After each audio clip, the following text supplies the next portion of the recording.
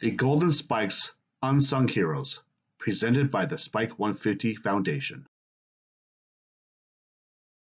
Hi, I'm Max Chang, and I'm a board member of the Spike 150 Foundation. In 2019, we celebrated the 150th anniversary of the driving of the Golden Spike. And today, we're going to talk about some of those unsung heroes, the Chinese railroad workers.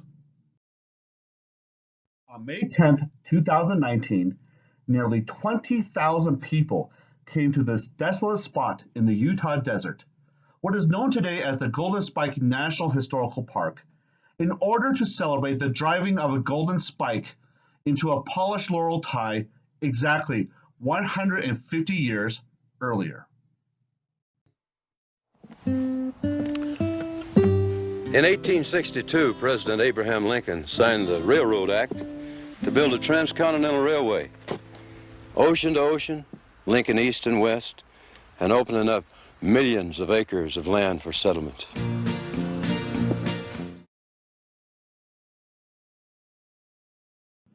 The Union Pacific Railroad was hired to build the Transcontinental Railroad west from Omaha, Nebraska, while the Central Pacific Railroad was hired to build it east from Sacramento, California. And they eventually met in Promontory, Utah. The railroad companies got paid by the mile. Rolling, rolling on to Promontory, Utah. We are rolling through the prairie grass and a mountain pass, breaking trail for the rail and the iron wheel, tying east to west with a ribbon of steel. The last spike, a golden spike, was driven into a laurel tie. And from Omaha, across the Nebraska plains, over the Rocky Mountains of Wyoming, a distance of 1,086 miles, came locomotive number 119 to gently kiss cow catchers with locomotive Jupiter out from Sacramento, 690 miles away over the Sierra Nevada range. And around the nation was telegraphed a single word: done! The Union Pacific built 1,086 miles from July of 1865 to May 10, 1869, an average of a half mile a day. On the other hand, the Central Pacific did only 690 miles while starting earlier in January 1863 and finishing on May 10, 1869 for only a third of a mile a day.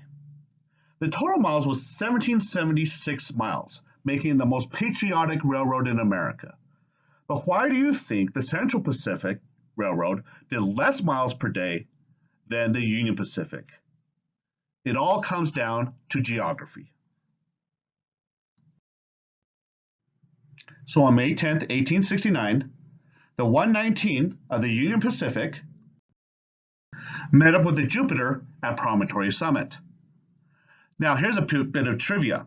The Jupiter was actually not supposed to be in the ceremony. It was supposed to be the Antelope. But during the trip from Sacramento, there was a miscommunication between the railroad and the workers along the line. And the workers accidentally cut trees and toppled the Antelope, thus giving Jupiter the spotlight in history. Here's another bit of trivia. The last spike, or the Golden Spike, here is dated with May 8th, 1869, instead of May 10th.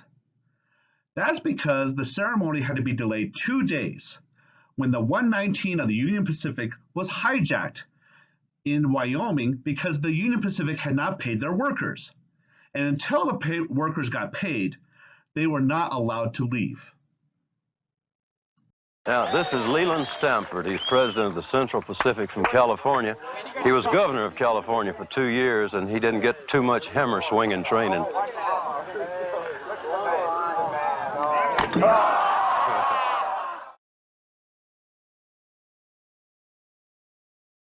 Following the driving of the Golden Spike, representatives from both the Union Pacific and Central Pacific gathered for this famous picture by Andrew Russell.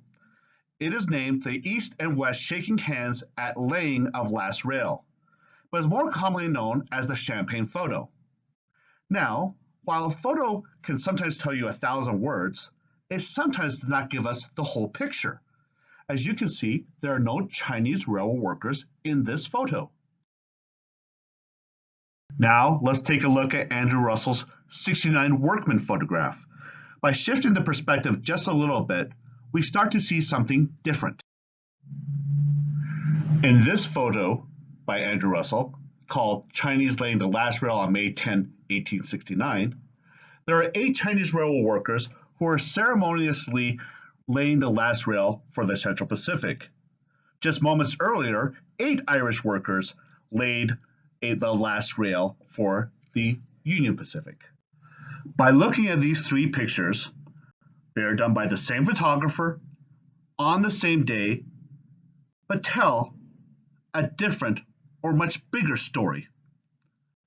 Let's find out why Chinese railroad workers were used in the Transcontinental Railroad. Soon after starting construction, the Central Pacific found a shortage of workers. Many of the workers found better jobs mining for gold and silver or even doing agriculture, and they needed 5,000 workers. So Charles Crocker, one of the founders of the Central Pacific Railroad, asked James Strobridge, who was the construction foreman, to try out some Chinese workers. Strobridge was originally very reluctant to try these workers out, thinking they would not work well with the white workers. Finally, Strobridge tried an experiment with 50 Chinese workers and found that they were very efficient, and so he started heavily recruiting Chinese workers. Unfortunately, there were not enough Chinese workers in California, so they contracted with labor companies to recruit workers from China. Most of the Chinese railroad workers came from the Guangdong province in China. At that time, there was a great civil unrest called the Taiping Rebellion, where over 30 million people are estimated to have been killed, which was about the same population of the United States at that time. Additionally, there was a lot of poverty and famine. So desperate for work, Chinese workers came to California in order to support their families. When they got to America, they found that they were being treated differently from other workers. Chinese railroad workers were paid about $1 a day, same as other workers. But the difference was they had to pay foremen and contractors for lodging, food, and equipment. As a result, they got paid about 1/3 less than other workers. And you can see the coins here. On the left is for other workers, and on the right is for Chinese railroad workers. In addition to paying them less, the Central Pacific Railroad liked the Chinese railroad workers because they got sick less. The Chinese boiled water for their tea, and as a result kept dysentery low. The Chinese meals were more adaptable. They used vegetables or canned goods, and also, as a result, got sick less. In this photograph by Alfred Hart, the Chinese railroad workers are sleeping in tents. Meanwhile, on the other side of the tracks, other workers are able to sleep in sleeping cars, which are included in their pay. The Chinese were also willing to take on the more dangerous jobs. Sometimes they would be lowered in baskets and place explosives in areas they could not chip away by hand. Once they light the fuse, they are dependent on the person above them to pull them to safety. Otherwise, they would die. Out in California, they were faced with a gigantic task of driving a railroad east right through the Sierra Nevada mountain. A wall of solid granite 100 miles thick. 16,000 men, mostly young Chinese, labored the summer's boiling sun and in the bitter blast of wintertime, moving ton after ton of earth, timber, and stone. Not with machines, mister, with elbow grease, shovel and pick, man against mountain, muscle against mountain, brains against mountain. And though days would pass that it looks like a mountain might win, in the end it gave away.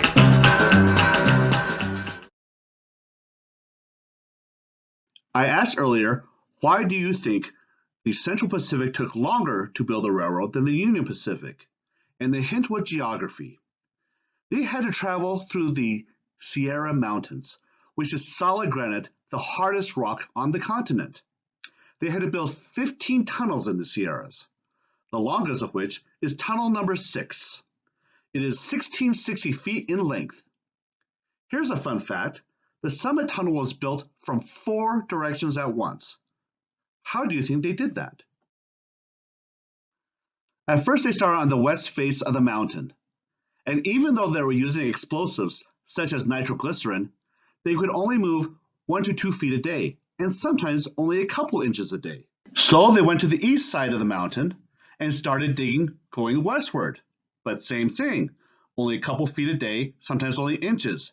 And time was money because they're being paid by the mile. Eventually, they went to the top of the mountain and dug a shaft down so they could work inside out. And that's how you dig a tunnel in 4 directions at once. In addition to the mountain, the Chinese railroad workers experienced some of the harshest winters in history, with 44 storms, sometimes measuring 18 feet a storm, and snow drifts as high as 60 feet. The Chinese workers made up 80 to 90% of the workforce, and they had to live in the cold tunnels, sometimes not seeing the sun for weeks at a time. They worked 10 to 12-hour shifts, 6 days a week, while enduring freezing temperatures, rock slides, accidents, sickness, and frostbite. Sometimes avalanches would sweep workers away, and their frozen bodies, clutching to the tools they paid for, would not be found until spring. The summit tunnel took 2 years to complete. Once they got through the Sierra Mountains, they had flat land along the Great Basin, and nothing could stop them now. Rolling on the promontory, Utah, we are rolling. It was a big job, and it needed men that could think a mile high and 3,000 miles long. It took Chinese imported by the shipload, and they challenged the high Sierras. They came on, tunneling the mountains, bridging the gorges, hammering their way across the prairies. One day they set a record. They laid over 10 miles of track between sunup and sundown. Nothing could stop them.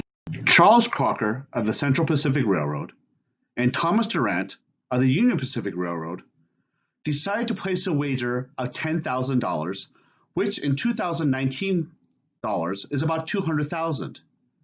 The wager was whether the Central Pacific Railroad could lay 10 miles of track in one day. Back in 1869, they did not have large trucks or machinery or the technology that we have today to build a railroad. The railroad was primarily built by hand and these simple tools. To build a railroad, the workers followed these steps. They will lay down ballast or rock on the graded land. Then they will lay down railroad ties. Afterwards, they will lay down rails side by side. It was important for them to keep the same distance between the rails. The rails would then be connected by fish plates and bolts. Finally, the workers had to drive in spikes into the ties to secure the rails. It took 3 strikes with the maul for every spike.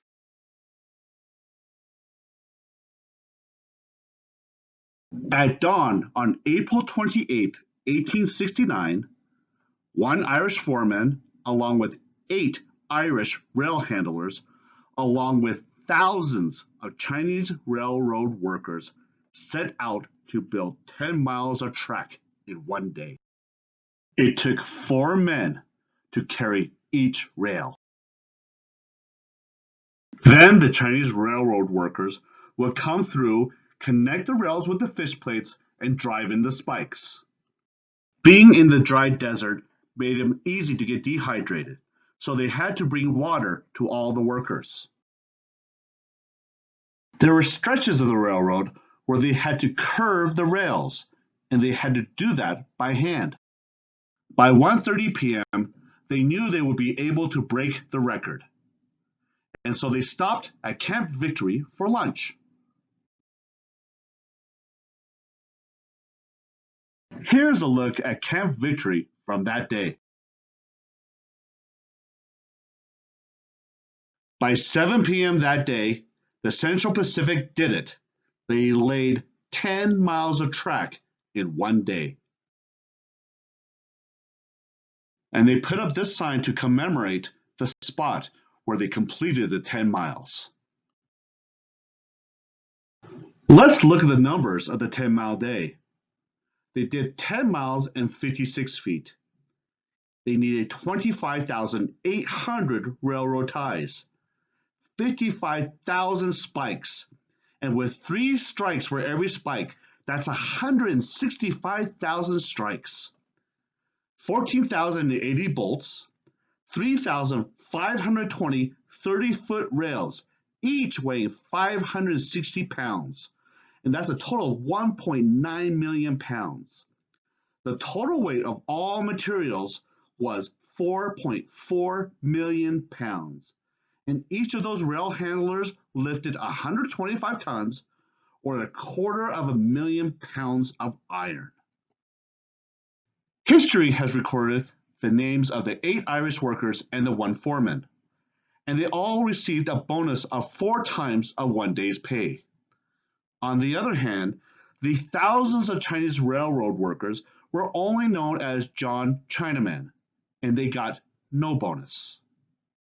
12 days later, after completing the 10-mile day, the Central Pacific met up with the Union Pacific at Promontory Summit. A century and a half later, led by Judge Michael Kwan, the founder and president of the Chinese Railroad Workers Descendants Association, hundreds of Chinese railroad workers' descendants and their supporters came for their own photograph of East meeting West.